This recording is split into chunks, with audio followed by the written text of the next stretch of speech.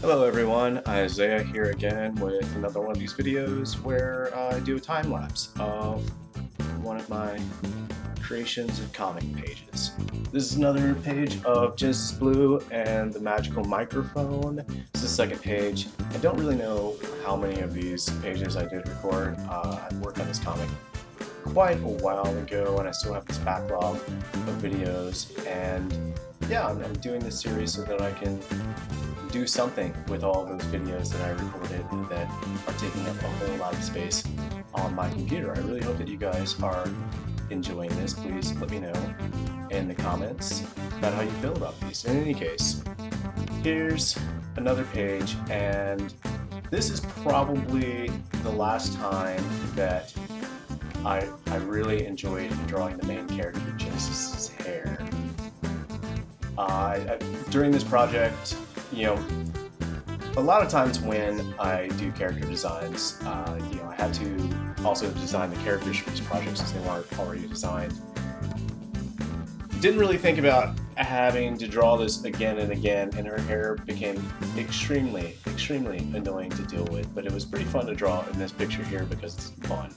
But the next panel that you'll see her in, her hair is down, and throughout the project, I started trying to think of ways that I could streamline that because I felt like it was taking an awful amount of time and became a little boring to draw at times.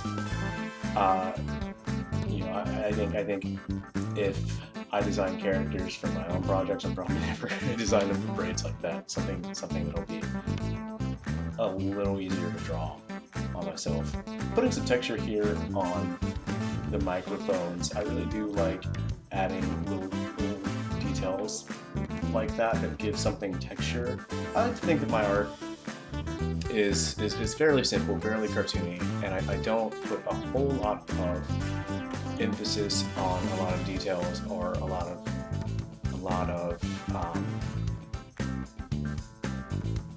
I guess things like shading. I kind of like to let the lines pop a lot, but sometimes I like to really play around with texture, and I felt that the microphone, giving it some texture there, would really be helpful. You see me using a circle template here for the glasses of the grandmother character. So that's something that I will decide to do every now and then. Sometimes I like to go without the templates on things like glasses, and I think later on the page I actually do go without it. It just depends on how close up I am to the subject, because I feel that if I use a template for something like that that's part of a character, it can feel a little inorganic, and I want everything on the characters to kind of feel like it can move. But when I'm so close up like that, I feel like the perfect circle structure there is kind of necessary. And here we see me playing around with his hair, trying to figure out what to do and how to streamline it, because there's a whole lot of braids. And actually, braids are something that if I do a character with braids like this again, I do probably want to do some stuff with texture, which is why I definitely need to find a way to streamline them in a way that I'm very happy with. I do texture on her braids later when there's a closer shot to her, but in a lot of the shots they end up, I feel like they end up doing a whole lot of dreadlocks. And earlier there you saw me drawing the bangles, and here we go. She's probably going to be working on the bangles pretty soon here again, and I'm probably going to add that to my long list of things that I always forget to draw on characters. There were a few times where after I drew a page, I'd look at it later and realize that I didn't draw those and would have to go back and draw them. And I think that there were actually a few instances when Jesse was working on the colors, which he noticed some too, and I had to go back and draw those into the shot too. And things like bangles and gloves and earrings, I often forget, and I keep telling myself, just don't design characters with those on. But sometimes, it works for the character, and I just need to be more aware of that. Here we go, where I'm not using a template for the glasses there, and I just feel as if that gives it a little bit more character, I suppose. It makes it feel as if the character that's part of them and feels just as alive as they are. I mentioned last page that I didn't quite like that I was using a pointed kind of structure for the feather boa, and you see here I've already decided not to do that anymore and started going with something more of a square just in the middle of drawing that, and I just started to feel like, yeah, that works a whole lot better. And I think that's the way I start drawing those from now on through the rest of the project. Honestly, there's not a whole lot more pages with the grandmother character.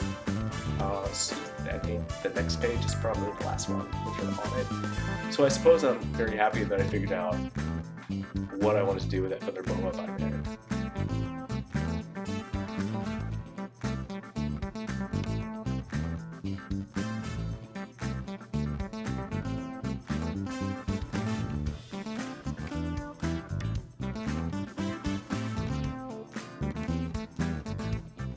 I believe that this panel and all the other panels for this page have a lot of background work to them.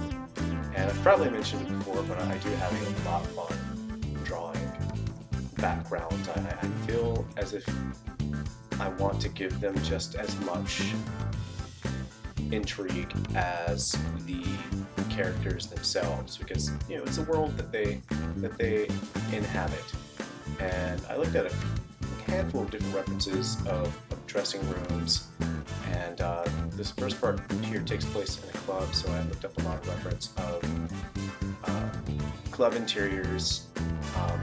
They're kind of old, this very old club, and came up with the look that I wanted here. There's going to be like a brick pattern to the wall, which I felt gave this place an older look.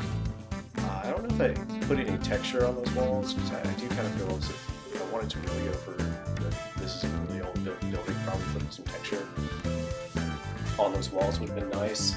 But definitely if this was something like Transitown, probably would have made that decision. I think I don't put a whole lot of texture there. But since I knew this project was going to be color, I didn't want to do anything that would overwork the pencils and distract from the power and the weight of the colors. But since my other book, Transitown, is a black and white one, there are a lot of times where I do like to try to give a bit of texture to the background, especially in that project. I feel as if it helps, because it's a black and white project, it really helps separate the characters from the background. I'll use my heavier line weight for the characters in the foreground, and the background will probably have a little lighter weight to it, but also have texture. And I feel that dichotomy provides a stark difference and lets you know what to focus on, kind of like a cartoon where the backgrounds are painted and the characters are cel-shaded. That's kind of the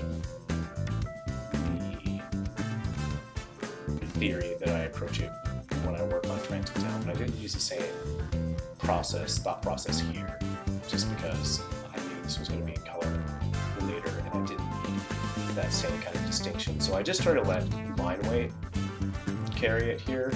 And here we have some pictures here in the background, and just a few lines to suggest that there's something on those framed pictures. You don't want to spend forever actually putting something on there that's not important to the shot, and it can also make your page look really busy. I think it's a good idea to find a nice balance between what makes an environment feel full and lived in, and what makes it look way too busy. And here, so drawing a little picture there inside there, just kind of suggesting I think it's supposed to be the grandmother there in that photo. We moved on to another panel here. I really like the angle that I drew the grandmother here. She's kind of shocked because someone's bursting through the dressing room, and for as cool and as fun of an angle this is, I feel as if a lot of the really fun anatomy is covered up by the dress and the feather boa. I do like the motion that her large sleeves and the feather boa provide to this shocked look. It gives it a lot more motion, but at the same time it leaves a lot of. I really like anatomy. I think anatomy is really fun, especially when it's motion. So we lose a lot of that, but it comes with the character design. So we can do in those moments, try to do everything that we can with what the character has. And so I play a lot with motion here. I kind of think I could have flared that out a little bit more, but I think curving it inwards a bit suggests a turn more.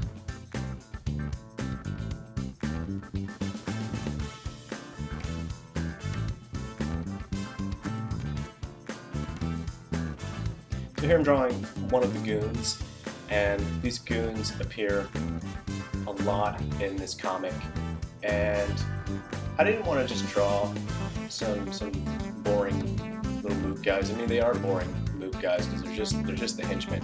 But I decided to give them different body types and kind of different personalities. And this first guy here, he's the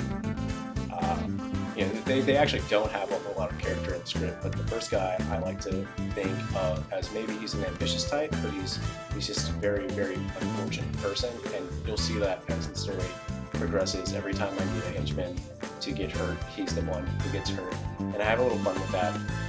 Every time he gets hurt, there's a little bit more damage on him, scars and scrapes and bandages and stuff like that, and that's one of the things that kept me interested in drawing these just kind of new characters. And then here's the big guy. He probably was a football player in school, maybe had a promising path towards becoming pro, but had an injury, and so turned to a life of organized crime. Maybe that's what's going on here. He's the big silent type. And then this guy back here is the jerk-faced boss of the henchmen who thinks that he's a little... He thinks he's more important than he actually is. He just kind of bosses them around and doesn't do a whole lot himself.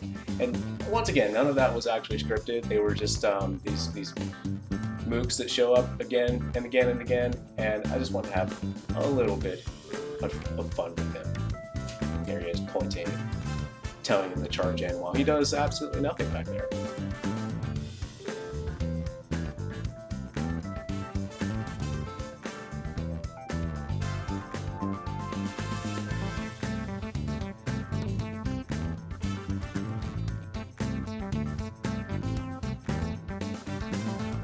I'm going to say this out loud just so that I remember to do it, but there's going to probably be a lot of dead time. I don't want to try to talk over every part of the video just because I feel as if I don't have anything interesting to say, then I'm not going to say anything at all. Just let the video do its work. So I'm going to have to find maybe some background music to some of course copyright-free music or whatever I can afford to liven this up whenever I'm very silent.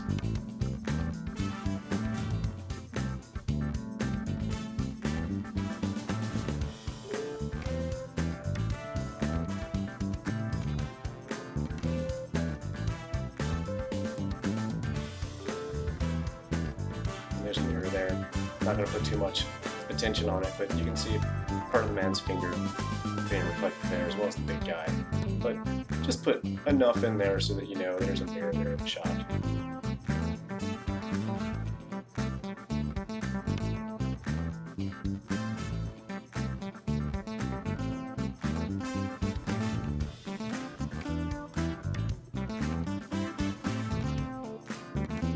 Once again, we're getting a whole lot of motion out of our sleeves, and I found that to be really fun. And in the same motion there, I would be the boa, getting a lot of curvature towards her, snapping back towards the door there. And this shot in particular, I found a whole lot of fun, mostly because of the way that I drew the background here. Probably we're almost done with the things on the character there, so we'll probably be pulling into that pretty soon. But as I mentioned before, I like to think of the environments as having just as much character. So here's a door being busted down, and I could just draw it as a static door, and probably use the sound effects to help emphasize that it's being banged on right now. But because of course a door isn't going to curve this much when someone's behind it and bursting it down, and it's, you know, when it breaks it's still a very static thing, but I wanted to have this action. It's just as much action as I would give to a character. So I emphasize what's going on with the door by giving it a lot of curvature. And I think tilting the angle of the shot also helps with the intensity. You always want to play around with your camera. Your camera can do a lot to help convey the emotion and the meaning of the shots that you compose. So I feel tilting it, it's called a Dutch angle in film, that gives it a sense of uneasiness, a sense of you know, something that's not supposed to be happening is happening. And it really helps when there's a whole lot of action here, but you can also just kind of go off kilter to make things feel uneasy. You can go off angle just a bit, just to emphasize a whole lot of things. So, you know, feel as if it helps make your shot look more interesting. Play around with your angles, and also, you know, you don't have to be so fixed on the actual weight of things. Sometimes you can give it a bit of squash, a bit of stretch, just like in animation, to really sell the moment. Because comics are moments, right? We see a very, very deliberate moment, and so you want to convey as much, if there is energy in the shot, you want to convey as much energy as you can there, because you want to give an illusion of motion and an illusion of characters and environments that can move in a static image. And I feel as if that kind of thing really helps with the illusion of comics, because more so than something like animation, which is a bunch of drawings that are shown in a very quick sequence to create the illusion of motion.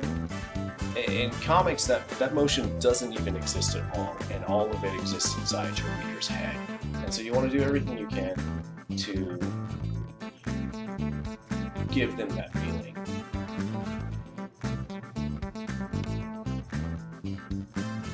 Here I am, just trying to get some good perspective on this, but we're dealing with a lot of curved lines, so it can be a little hard to figure out. But I had a lot of fun with that. And this panel here is the second panel. The very first page of this comic was a splash page, and it helped give us the setting of this bar, but it was on stage, of course. And now we're going to be cutting into a backstage interior. I don't quite remember how detailed the script of this comic was, but I do remember having a lot of freedom to decide a lot of shots here. And because this bar ends up being very important to the story, and because we are moving from one location inside the bar we go from the stage in one shot, and then we go to the dressing room in another shot. I felt as if an exterior shot to really inform our audience of our setting was going to help a lot, so that when we move to that dressing room, you know that we're inside of the same spot. And this story takes place in New Orleans. I looked up a lot of reference. I haven't been to New Orleans since I was a child, so I had to look up a lot of reference, a lot of photos to get a feeling of what this kind of entertainment sector would look like there in that city. And the buildings there are super interesting, and I would love the opportunity to draw more of that city, because I still, by the end of the project, I still wasn't quite satisfied with my rendition of a New Orleans area. So I definitely want to draw something like that more often. I thought the architecture was very, very interesting.